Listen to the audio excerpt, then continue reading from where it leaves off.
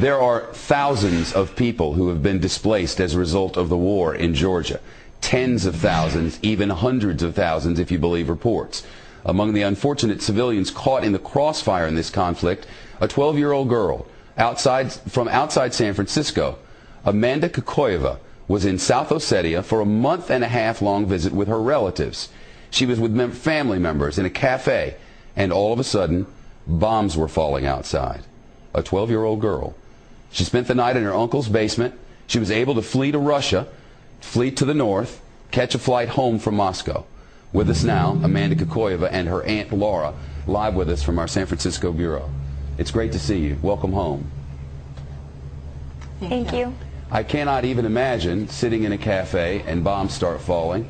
I mean, I've been to wars where that happens, but when you were there wasn't really a war happening. It started when you were there. Describe for us what that was like. It was really scary. I didn't know what was happening.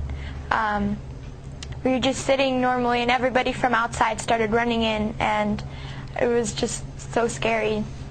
Where did you go? What did you do?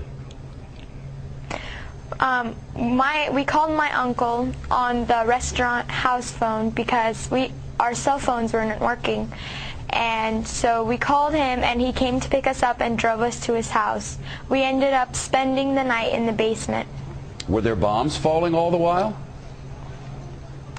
I didn't see any. But before I say anything else, I just want to say that I was running from Georgian troops bombing our city, not Russian troops. I want to say thank you to the Russian troops that were helping us out. Where is your family now, and how are they? Some of my cousins, aunts, and uncles are in North Ossetia right now, and they are safe. But my grandma and some of my aunts and uncles are still back there, and I don't know. We don't have any contact with them. I don't know if they're alive or anything. Wow, I know your aunt is with you. This I cannot even imagine. I mean, seeing a 12-year-old go through all of this, it must have been horrifying. Yeah, it was horrifying for all of us, and main thing I wanted to say on the television, I want you to know to whom to blame on this conflict.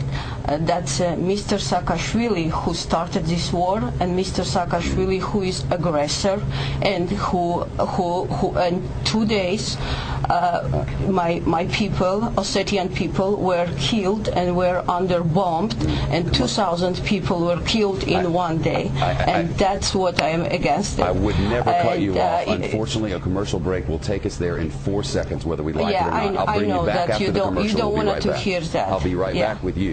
Stay by. Back with us from San Francisco. This program ends in less than a minute, but I want to give you 30 seconds to complete your thought. So go ahead.